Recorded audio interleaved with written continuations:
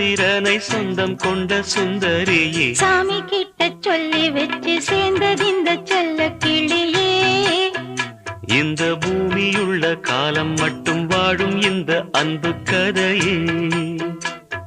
முத்துமணியே பட்டு துணியே ரத்தினமும் முத்தினமும் சேர்ந்து வந்த சித்திரமே சாமி கிட்ட சொல்லி வச்சு சேர்ந்தது இந்த செல்ல கிளியே.